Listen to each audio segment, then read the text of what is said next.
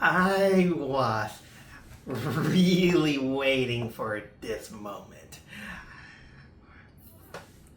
It was my destiny, of course. I was destined to watch Final Destination Bloodlines. Man, I gotta lie. I've been, of all the movies of this year that was announced, ever since they announced this one, that became my target. I was really anticipating this movie. And that is mostly because I kind of became kind of having this guilty pleasure of all those Final Destination movies. To give you a clear hint, I am aware the Final Destination movies is kind of like one of those popcorn dumb flicks that just came. They decided to milk it, and well, people went to watch it. Some people have some differing opinions about it, and they go for it. To tell you a little bit more insight of my history with the Final Destination franchise is that the first time I was subjected to the franchise was actually on the year that it came out. It was 2000. The first movie came out in the year 2000. This movie they show some of my friends they begin to they sneak it up on school. I was at high school at that time, and they sneak it on the auditorium. And I remember that I watched it just kind of like the first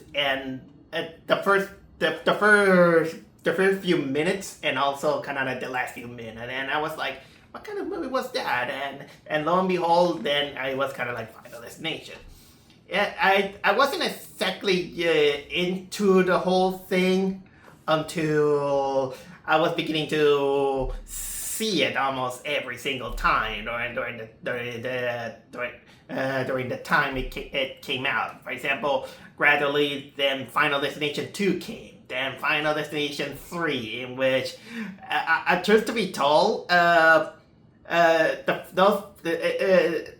more the Final Destination trailers came out, it always cemented an image on my head about the posters, or usually the main setting of the things that are happening. I think that Final Destination 3, the poster, is the one that gave me a little bit more anxiety, considering that I do have a kind of like this big fear to roller coasters. Not exactly anymore, I'm just a little bit cautious, but I remember that during that time, it kind of made me really afraid of roller coasters, and it kind of, and honestly, Final Destination kind of ruined people's experience with certain objects. Some people, I know that some people, they even get fear to eye surgery because of that movie. I think it was kind of like the fifth movie. I'll continue on, but either way, nothing caught me on into the Final Destination movies, and then even when the final one that came out, which is the fifth one, I've been hearing kind of like people saying that it's not as good as any one, and then it was kind of sleeping well into it, and that is until, sorry about the sirens. It was during kind of like my during the 2010s that it was during the kind of like the time that I finally decided to get it to get my own earnings, and then I finally saved enough to even buy myself my PlayStation 3. And I kind of abused the PlayStation Network system in the sense that I was really into not renting mostly, renting the movies that you can rent from the PlayStation Network. It was kind of like a sad day when they decided to not that you can't rent movies anymore on the PlayStation thing. But I'm gonna give them my thanks because there was this instance in which I was the thing that hooked me on is when, out of curiosity, I decided to watch the Final Destination 5 review of Spoonie. And then I was like, you know what? Maybe I should try to. I will try to kind of like watch it. But I forgot to mention that during that time, I was like, okay, let me watch the first movie. I watched the first movie, and I like it. At first, I was kind of like, I like it fine then, and then during that time, I decided to finally watch the second one. I think that the second one was that I was accompanying some family members, and they have kind of like these movies, and they had a DVD of the Final Destination movie, and I decided to go for it. And then after the PlayStation era, I was like, you know what? Let me watch it, because I was during that time in which I finally decided to be a little bit more observant on movies. And I started with Final Destination 3 and so on, and because of the PlayStation Network thing, I decided to marathon the whole franchise in one single day. And you know what? That is a moment that I will never forget, because it was the most fun I had with one of the dumbest franchise, with the dumbest idea I have ever had. So in a way, I can acknowledge that it is a dumb idea, but the whole premise is so dumb. But there was something kind of like this sadistic glee that it was pumped me up. It was so much fun. I wasn't even.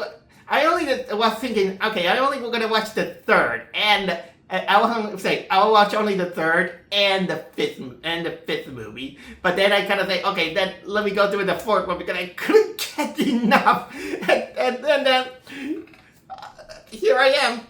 I kind of became like this small fan of the Final Destination movies, to the point that, you know what? I can understand why some people like it, some people don't like it, but even when it's bad, there was something popcorny that it was just kind of like this roller coaster that you just go there just to see kind of like the most elaborate and the most sadistic Rube Goldberg machine you could have ever seen. And so I was like, okay, fine, it's over, it's done, and all that stuff, until Final Destination Bloodlines came this year as a trailer, and I was like, oh my god, this ride is not over yet. And you know what? That was gonna be the first time I'm gonna watch a Final Destination movie on the big screen, and I had it on my radar. It was on my radar.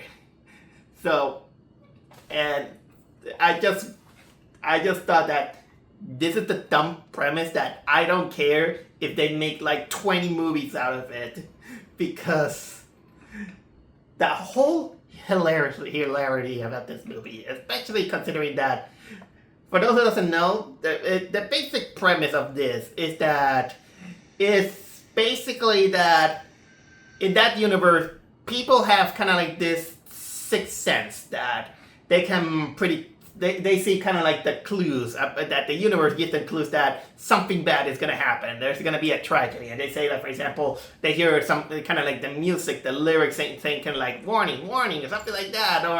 Or something's going to happen here. But these people, they sense that something bad is gonna happen. There's gonna be a tragedy, and it's kind of like the most over the top tragedy you could ever see. And this is something that normally you shouldn't laugh, but the way it is executed, it happens. But then, of course, that they have kind of like this elaborate sequence of people getting killed, kind of like in this mousetrap kind of way, and then of course those are visions that these people had, and then of course they prevent people from suffer that fate. They find out that it's real, but of course, apparently the universe goes against it because according to them, Death doesn't like that. So Death apparently then decides to target these people almost naturally, so they can get horribly killed, kind of like in the worst manner that they were supposed to be killed. Well, worse depending on how you look at it. But that's kind of like the basic premise, and each movie, they have their it has kind of like this formula. It keeps going and going with the formula. It doesn't repeat itself, but at the same time, it kind of proves that even you repeat the formula, as long as that sometimes it feels fresh, sometimes it comes with something dumber or something like that. It kind of proves that sometimes what's not broken, you don't have to fix it, and it doesn't matter because only the first and the second movie are having the kind of like the returning cast, and then it's kind of like new characters. Sometimes, of course, they give references to the other movies, but the only recurring character, except for the fourth one, is of course Tony Todd. Tony Todd, who you know him as the Candyman. Rest in peace, my man. And he always played this character named William Bloodworth or something. The name kind of escaped me. That's kind of like, but he's basically the kind of like the wise man who almost knows everything and kind of gives kind of like this cryptic warnings about what to do. He tries to advise them, well, sometimes not to run or what to do or something like that. He kind of tries his best as possible. That's kind of like the recurring role he had. Honestly, I've been talking a lot about the Final Destinations in general, but when I'm supposed to be talking about the current one that I saw, but I just gotta give you kind of like this insight because the whole thing is a little bit not too different. It's still kind of like the same formula with how can I say, what was it? Final Destination Bloodlines.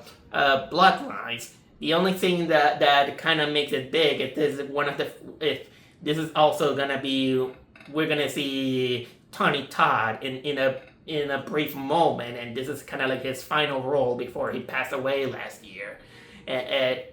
I'll go more to that, but I will say that I was really eager to watch this movie, and you know what?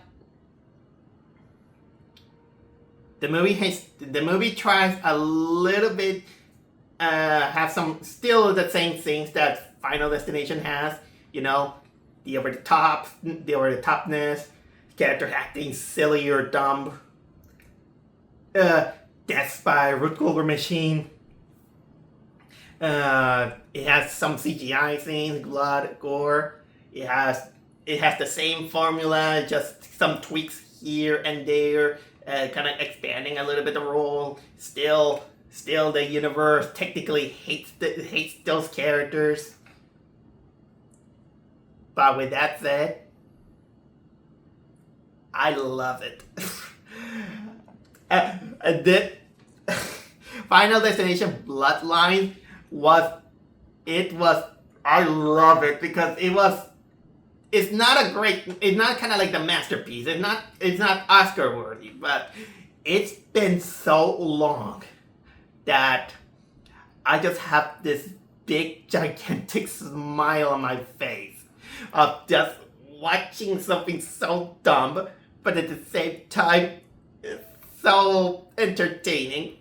It kind of makes me think that am I a horrible person because the movie is about people dying in horrible ways, if it was real life, and I just kind of laugh at it, that's horrible. But for the sake of the movie, maybe that's kind of like the purpose. The purpose probably is to let out that evil devil out of just watching people suffer and just let it all out to, that's it. But my God, that movie was so much fun. It kept all the things that make the franchise kind of like memorable in a way. I can't say it enough.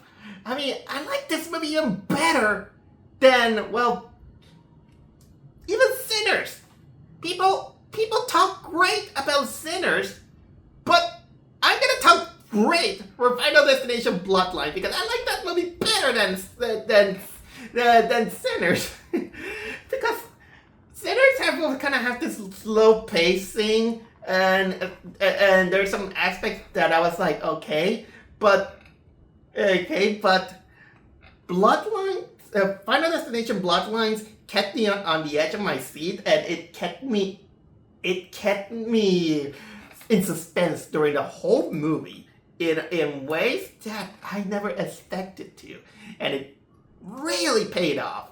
And okay, so that I will say that I give it a high recommendation before I talk about the movie itself. But man, I do warn you. What happens on the movie is very gory. And I know that I might be overhyping it. But the thing is that in order to give a big appreciation to this movie, you actually have to be kind of like in the right mindset, and in a way, kind of having an understanding that what this movie is about. You don't have to take it seriously, and it's about events happening, and it is basically the law of the universe going against these characters, and boy, that it kind of goes with it. So, well, I did give you kind of like the typical formula Final Destination that it is, of course, about people getting chased by the laws of the universe of death itself. It always starts, with a tragedy that is gonna impact a lot of these characters. Like in the first movie. The tragedy happens during a plane. The second movie is on a highway. The third movie is on a roller coaster. The fourth movie is on a racing derby, and the fifth movie happens on a bridge. In this case, Bloodlines, the initial tragedy happens in I think it was kind of like a 1960s restaurant that it's kind of like Tokyo Skytree, or for a better description, it's almost like this Seattle Sky Tower, which it is kind of like a restaurant, and it has a little bit of a glass floors and all this stuff, and well, we got kind of like this couple who they're very likable, they're romantic, but they go to this the opening of that very luxury restaurant that is on the sky and all this stuff. But unfortunately, it's a series of events happens in which, believe it or not, the only thing I will tell you is that, like any Final Destination in which something even diminutive can trigger a whole catastrophe. One of the big big catastrophe that happens is that everything goes bad. Just because, for example, the glass floor, the tempered glass is not resistant enough. That even a piece of a chandelier falls and then it kind of gives a crack. But the biggest trigger is this: a penny. A penny is kind of like the biggest culprit for making all this tragedy. and also, well, not just the penny. Sometimes you can't blame just the penny. You also kind of like blame this bratty kid who is doing dumb stuff. I'm not gonna say much about it, but the tragedy happened in a very brutal way, like every single just Have Final Destination movie. But of course, that's just the setting. The real setting happens in which that event is actually seen by the eyes of our protagonist, which is this college girl who her name is Stephanie. She's from the current years now, and well, she's having that tragedy is actually a recurring nightmare that she is having every single night, and since and she's like, what the hell? Why am I dreaming this? This is the dream of my grandmother, who I never met. And unfortunately, those nightmare episodes are affecting her. It's affecting her mental health and her college and her what was it, her college life. Let's say her grades are getting down because she can't even sleep. She's having all these recurring nightmares. So she finally had enough because the teacher gives her a warning that she's gonna fail if she keeps on like that. And then, so she decides to go back to her hometown and then ask her family, saying that, hey, what is going on? I've been having dreams about my grandmother, but everyone is like, I don't think it's a good idea. You should talk to her. And then it shows that, well, the grandmother, she kind of became crazy, a recluse after one after another, and she kind of pushes the family out, and this also kind of became the reason why her mother kind of abandoned her and her brother and all these things. So she goes there. She asks her cousins, their aunt, uncle, and all these people, trying to find evidence about her aunt. Nobody wants to give her an answer until the aunt. She takes pity on her, and she's like, okay, look at the letter that you might find in the address. She goes there, in which she's kind of like this extremely paranoid woman who she even lives in this house in the middle of nowhere that is fortified, almost like she's preparing to go to war with orcs in Lord of the Rings. And then she gives them, saying that that apparently, because she had the vision, the tragedy, and she prevented that tragedy to happen. And she did. She prevented it. But just like every premise of the Final Destination movies, Death doesn't like it. Death doesn't like it when it's cheated. So then it kind of goes that how can I say, the laws of the universe saying that you must bring balance. So apparently that balance in the universe goes against them, and then all these people, they begin to get killed in horrific ways. And of course, the grandmother was the one who began to predict all those things. And that kind of deteriorated her life, her social life, and all this stuff. But she's like, no, I'm not gonna let that kind of go for me. But because the problem is and that is kind of like the new addition to the lore, is that some people can, because of her predictions, those people hold on to their lives long enough to have a family of children and all this stuff. And unfortunately, because Death doesn't like that, they cheated Death years ago. Death is like, you know what? These children shouldn't have been born, so they should be gone. So that's basically kind of like the premise. And then of course our protagonist Stephanie, after finding out what happened, she must find a ways to save their family, well, from death. Which in itself, again, it sounds like, why do you have to? It's kind of like part of the circle of life and all that stuff. But yeah, that's technically the whole premise. And from that, I think that I should stop right now because that only gave you kind of like part of the setting, in which if I say more, it's gonna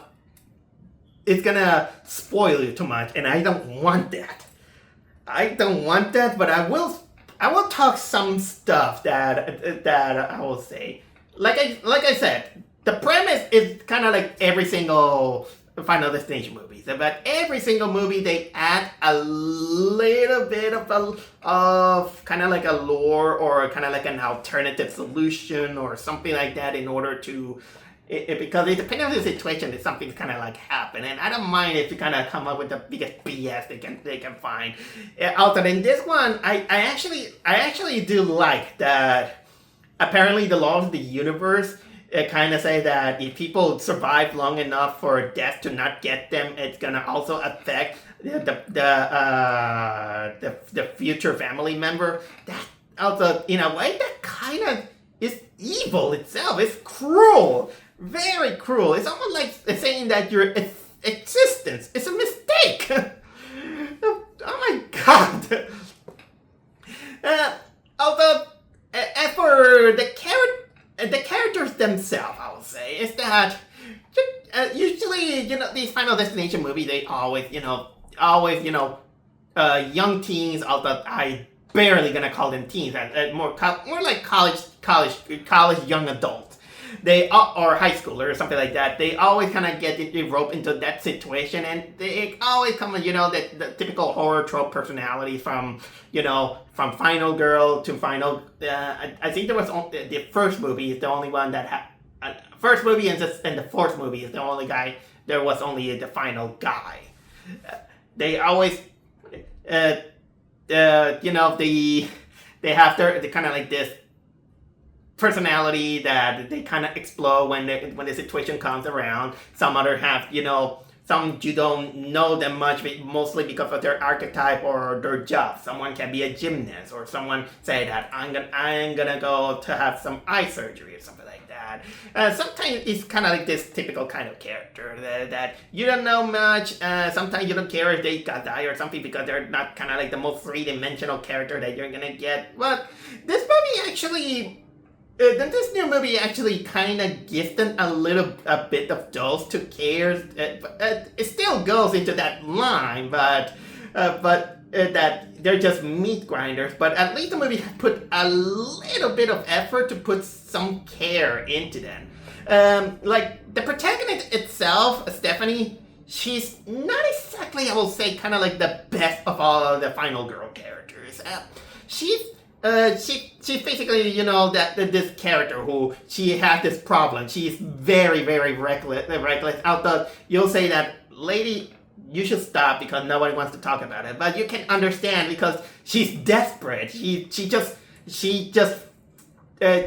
went from out of the frying pan into the fire. In which first of all, she's having this nightmare and she wants to have some closure because it's affecting her life, and then she wants to find a solution, but finds something that is worse. But in a way, because she was cornered into it, it kind of makes it worse. And I like that there was kind of like an arc in which she also had to find some peace on herself and also onto others, like her father. She also had this connection with in trying to build some connection with her brother, in which they care each other, but they're kind of like distant. But also there's also kind of like this arc in which they also have the mother who ran away from them. Although the mother also appeared, but she also has kind of like her own struggles and doesn't come off as kind of like this unlikable character. But the more you kind of know it, then you kind of find out why. Although, as much as it's more kind of like an excuse, you kind of get it. And also of course, kind of like there's the cousins who also kind of like the archetype, like the big guy, kind of the spunky best friend girl. There's also the guy who has a lot of piercings, earrings, and all this stuff. He's a tattoo guy from the trailer. the father, there's the uncle, the aunt. Well, we get only a few moments, but there's also a turtle. But unfortunately, fortunately, the turtle is not part of the family bloodline that is cursed. You know what? That makes me think is if animals can also get afflicted by death, saying that, oh, you escaped me, you're gonna get it. Yeah, you're gonna get it. Yeah, that's the thing. And honestly, if you've seen the trailer, they basically reveal kind of like two of those deaths. And, I will say two of those because I'm not gonna reveal too much about it. But this goes. Before I go, with some of the death scenes. Oh yeah, what was I gonna talk? Yeah, those were probably kind of like the characters. There is one. Oh yeah, Tony Todd. Like I said, he appears briefly, but I'll talk about him later because there's a special mention that I want to talk about him later. Okay, cinematography. It's basic, of course. It has kind of like the modern thing. You can notice it. Maybe I'm blind or something like that, but you do notice that, of course, they use kind of like blood CGI in some part and some other, but thankfully the whole thing is not very distracting. I as much as I like practical effects, I can notice some part in which they went practical and some not. Although it's kind of like confusing, especially since it's one of those modern cinema movies.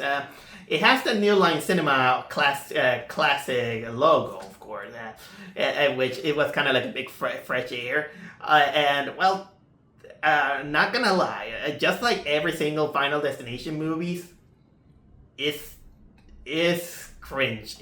But not in the cringe that is bad, but it's cringe in the terms that it makes you big anxious.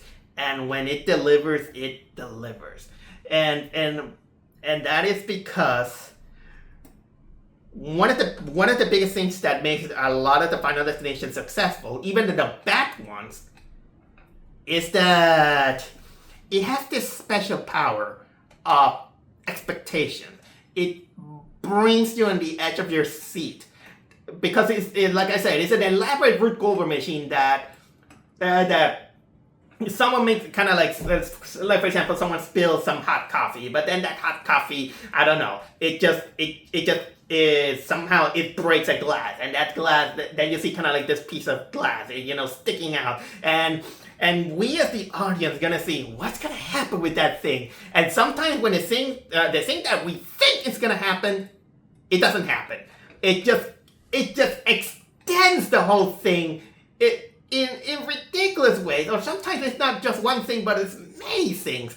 And it was like, how this is gonna work? You kind of, it's almost like waiting for the next invention, and of course, you just wait, and you're just like, I was like that during the whole movie, and then it hits.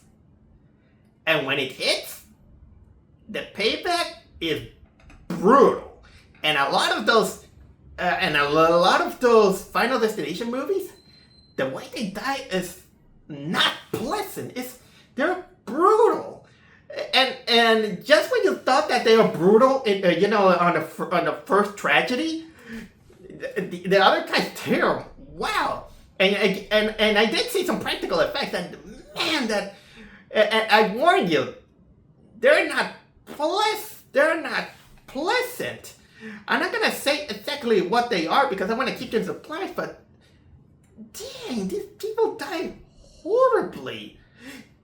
I will not specifically describe which has it worse, but I will describe you a little bit, kind of like the situation, to give you a little bit of clue.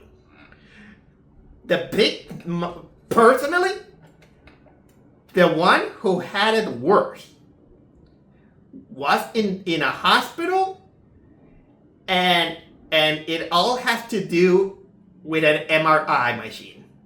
That's all I'm gonna say. Something that has to do with an MRI. That guy had it. That had that person, it had the worst. That one had it bad. Everyone had it bad, but that MRI scene, that is worse. Okay, and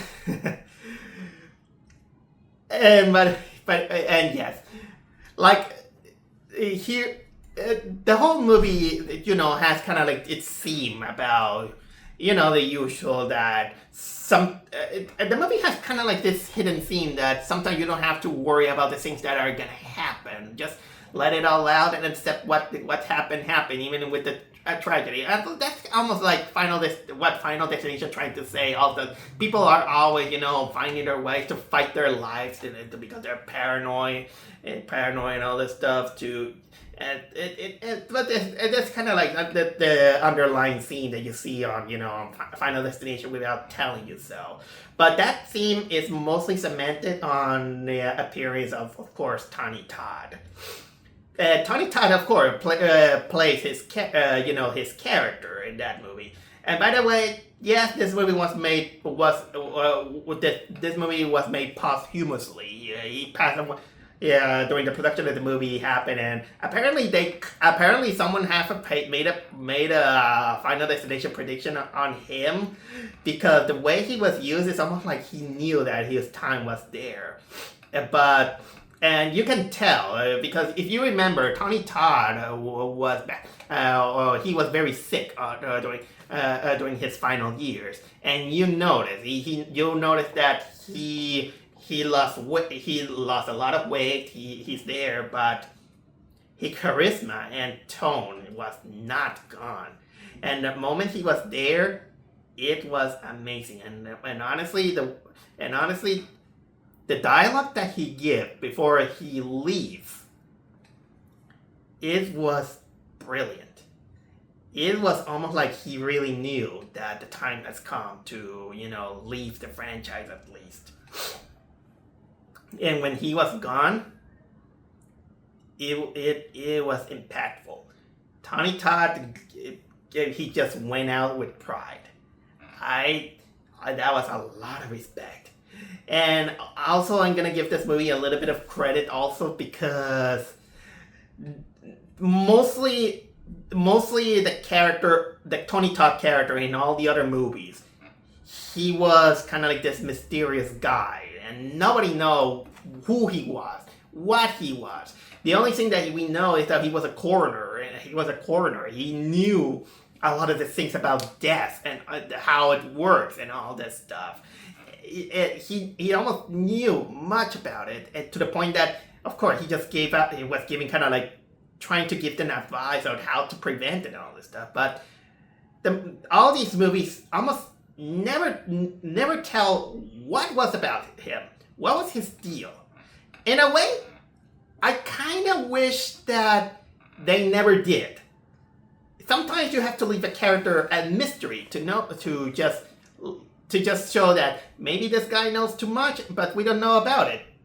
Although this new movie only showcased a little bit, but without ruining much of the mystery, at least. The only thing that they actually did is that, Tony Todd was actually a survivor of that restaurant incident on the 60s, and he managed to survive long enough because.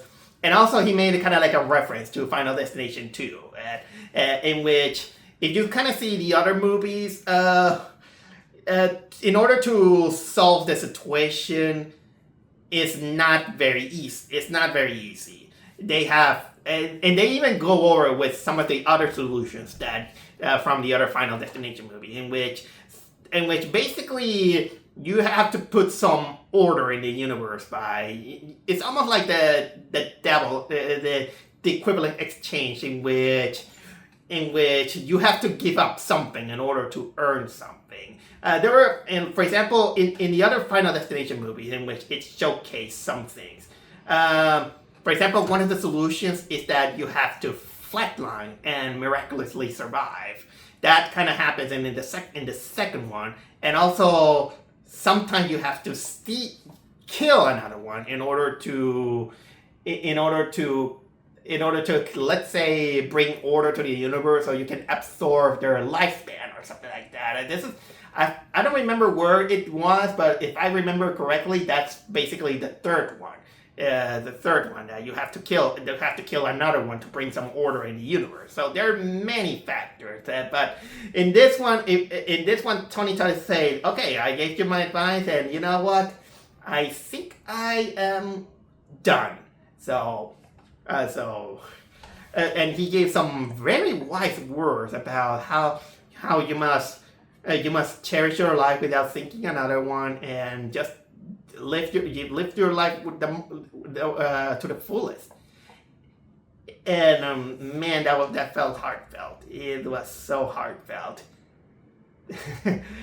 It's amazing how this really bright moment, then you have to then deal with the whole thing the things that happen, because I kind of failed to mention that the Ruth Goldberg machine thing kind of comes up kind of like ridiculous, but sometimes in a way the whole thing kind of comes up as cartoonish, that that people dying like that is unintentionally so funny. It was unintentionally funny, I'll say. And well, okay. Let me say some things in order to not overhype this movie. Like I always had an overhype thing. I think that maybe I could find some plot holes here and there. For example, what example I can put up that comes to my head?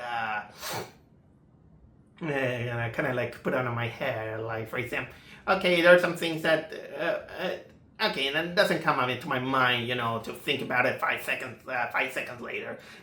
Again, some of the characters are kind of like two-dimensional. The main character is, well, just that, kind of like the main character. Also, there is one thing that if they're gonna make a new Final Destination movie, there is actually one mystery that while I was watching a Spoonie video, that he really made a good point, in which if there's kind of like this natural force that is trying to kill these people, it kind of comes also the kind of like the question is that who gives all these premonitions?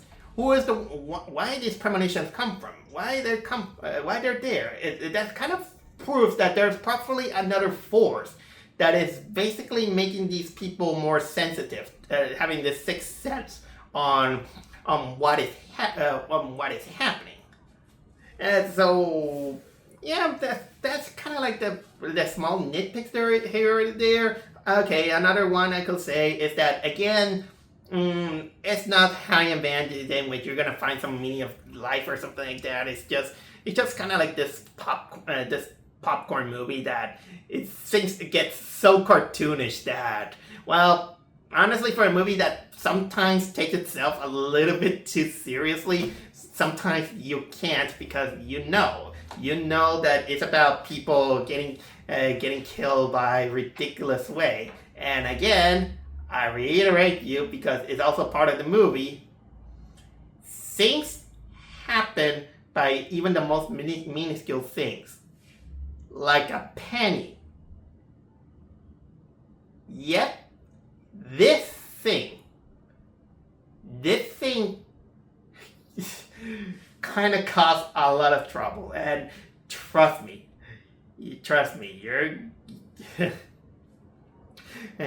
me that I don't know what I can say. So honestly, okay, bottom line, Final Destination Bloodlines was kind of like a triumphant one more time to the franchise. Whether you hate or semi-like or semi-hate the franchise, there's something kind of like enjoyable to it. I know that some people they can't stand people getting mauled horribly. You have to be kind of like in the correct mood or in the correct way to enjoying these kind of horror movies. But not everyone is destined to these kind of movies. So yeah. That's technically I have to say about these Final Destination movies.